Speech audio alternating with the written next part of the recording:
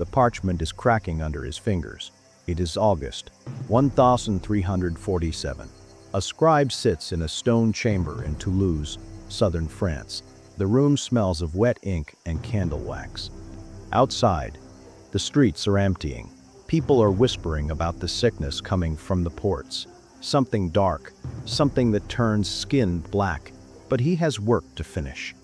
He dips his quill into the inkwell and writes the name carefully, letter by letter. De Montclair. Beneath it, he records the tax owed on 3 vineyards, a mill, and a manor house near the river. The family has paid their levy every year since his grandfather kept these rolls. Their name appears in every census, every tithe list, every royal summons. He blows on the wet ink. The door opens. A man in travel-stained clothes steps inside, breathing hard. He does not speak. He places a leather purse on the table, heavy with silver, and slides a folded letter across the wood. The scribe opens it. His eyes move across the lines. His hand stops mid-air, the quill dripping. The letter is sealed with the royal insignia. It orders him to strike the name de Montclair from the rolls. Not just this year's entry, every record, as if the family never existed. He looks up. But the taxes, he begins. The messenger shakes his head. There are no taxes. There is no family, not anymore. The scribe stares at the parchment, at the name he just wrote, at the generations of entries stacked in the archives behind him. Births, marriages, landholdings, all carefully preserved. He knows what this means. Somewhere outside these walls, the de Montclair family is being hunted. Their manor is being seized. Their servants are being questioned. Their children are running. He takes a blade, and he begins to scrape. The sound fills the chamber, metal against sheepskin, a whisper that erases generations. First the current year, then he pulls the previous roll from the shelf. Then the one before that, hour after hour. He works backward through time, undoing the existence of people he has never met. His wrist aches. The blade dulls. He sharpens it and continues. By dawn, 23 rolls lie open on the table, each one bearing pale scars where the de Montclair name used to be. The messenger watches from the corner, motionless. When the scribe finally sets down the blade, his hands are shaking. The messenger places 3 more silver coins on the table. For your silence, he says. The scribe nods. He understands. This conversation never happened. This family never existed. And if he speaks of it, he will join them in oblivion.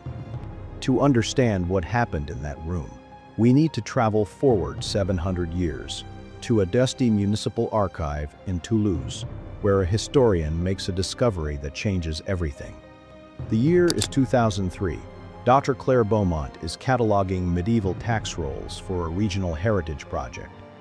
It is tedious work, page after page faded Latin, listing names and properties that mean nothing to the modern world. But then she notices something strange. On a parchment dated 1347, there are erasures, not stains, not water damage, deliberate scrapings where blade has removed text. She has seen plenty of corrections in medieval documents, places where scribes fixed spelling errors or updated information. But this is different. These erasures are systematic, violent even. The parchment is gouged in places, as if someone pressed too hard in their urgency to remove every trace. Under ultraviolet light, she can still see the ghost of the original ink beneath, a surname. Montclair. She goes back through the earlier rolls. The name appears consistently from 1287 onward. A prosperous family, landowners, minor nobility. Tax records show they owned extensive vineyards in the hills outside Toulouse, a mill on the Garonne River, properties in 3 separate parishes. They paid substantial levies, the kind that mark a family of genuine wealth and influence. And then, after 1347, they vanish completely. No death records, no property transfers, no exile notices, no records of debt or disgrace, just silence. According to oral traditions preserved in the region, The de Montclair family was caught in one of the most brutal political purges of the 14th century, a conflict modern historians call the War of the Two Frances. When King Philip VI sought to consolidate power before the Black Death devastated Europe, certain noble families, who had supported rival claimants to the throne, were systematically erased. Not just executed, erased, their lands redistributed under new names, their records destroyed, their servants forbidden to speak their names, their children hunted like animals. While scholars debate the extent of these purges, contemporary chronicles from the Franciscan monastery of Saint Surname mention families of good name, obliterated as if by divine wrath, their very memory forbidden by royal decree. A Benedictine monk writing in 349 describes witnessing armed men entering the diocesan archives in Albi and emerging hours later with cartloads of parchment that were burned in the courtyard. He does not name the families. He does not dare. But he writes that the smoke rose black and thick and that he could smell the wax seals mating in the flames. Beaumont found 7 different tax rolls with the same pattern of erasure, all between 1347 and 1349, all in the same handwriting, the same scribe, working through the archives, methodically removing a family from history. She could track his progress through the deterioration of his penmanship. The early erasures are careful, almost surgical. By the end, the blade cuts are ragged, desperate. She wonders what he was thinking as he worked, whether he knew the people he was erasing, whether he felt guilt or fear, or simply the bureaucratic numbness of a man following orders. But here is where the story becomes detective work. In 1998, 5 years before Beaumont's discovery, a genealogist named Marc Duval was researching his own family tree in the Languedoc region. He traced his maternal line back to a woman named Alais, who appeared in church records in 1352 as Alais, widow of unknown origin. She married a local miller and took his surname. Her children's baptismal records listed no grandfather's name, highly unusual for the time when lineage was everything. Even peasants knew their grandfathers' names. But Alais's children were listed as if they had no past, no ancestry, no roots deeper than their mother's arrival. Duval hit a dead end. No birth record for Alais, no maiden name, no family connections. She appeared in the village of Verfeil, as if from nowhere, a woman without history, in an age when history was identity. When Beaumont's findings were published in 2004, Duval saw the paper. He noticed something that made his hands go cold. Verfeil was exactly 12 kilometers from one of the erased de Montclair properties, a distance a young woman could walk in a single night if she was running for her life. He requested DNA analysis of descendants from both lines, his own family, and families who lived on what had been de Montclair land. Matches were undeniable. Alais, of unknown origin, was almost certainly a de Montclair survivor. She had changed her name, disappeared into peasant life, married beneath her station, and carried the bloodline forward in silence, whispering the truth, perhaps to her daughters in the dark, but never recording it, never claiming it, never allowing it to surface where royal spies might hear. Today, historians estimate that between 30 and 50 noble families were subjected to these documentary executions during the 1340s. Most left no trace. But the de Montclair erasures were unusually sloppy. The scribe pressed too hard, left shadows in the parchment, perhaps because he was working too quickly, or because some part of him resisted the task, and that sloppiness gave them immortality. The archive project that Dr. Beaumont worked on has since used ultraviolet imaging, infrared spectroscopy, and digital enhancement to recover over 200 erased names across southern France. Each one represents a family that was meant to be forgotten. Some were political enemies who had backed the wrong claimant in succession disputes. Some were creditors. The crown wanted to avoid paying after borrowing heavily for military campaigns.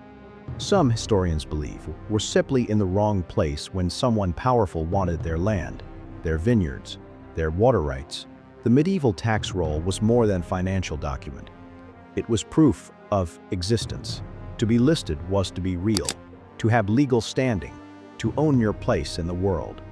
To be erased from it was a kind of civil death, worse than execution, because execution at least left a record, a grave, a date, a story.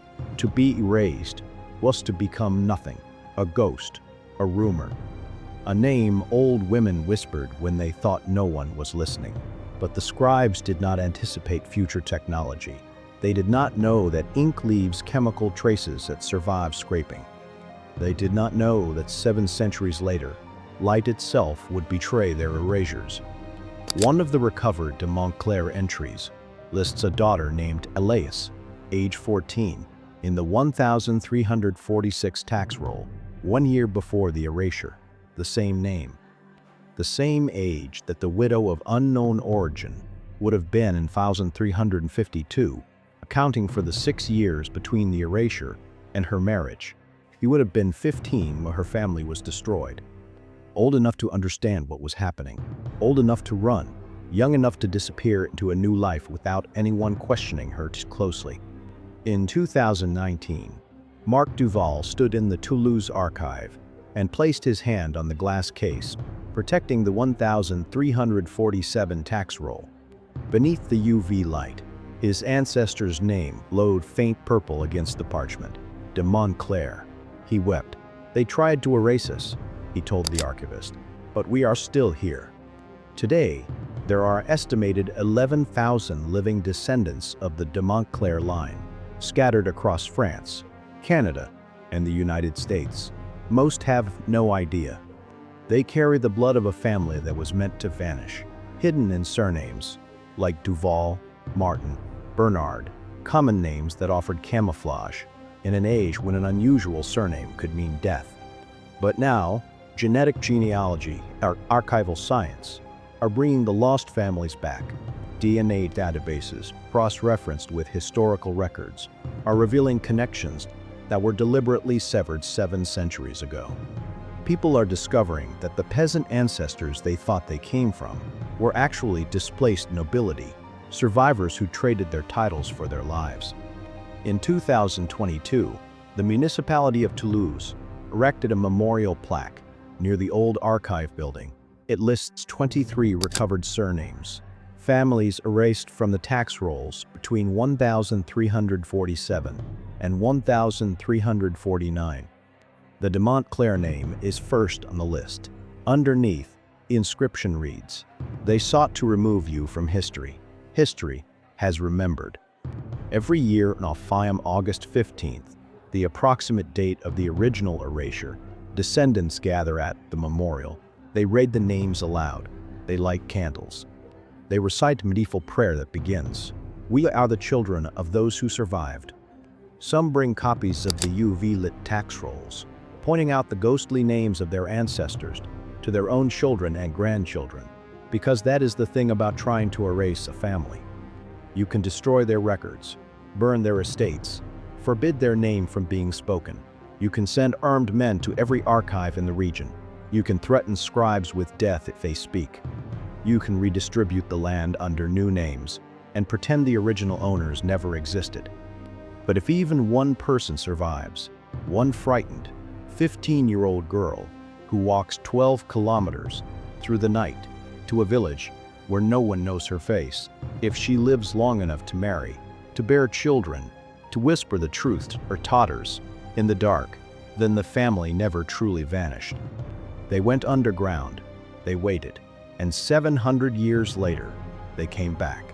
The scribe in 1347 thought he was ending a story. He was only pausing it. And now, under lights he could never have imagined, in an age where the past refuses to stay buried, the name he tried so hard to destroy glows brighter than it ever did in life, de Montclair. Still here, still defiant, still remembered.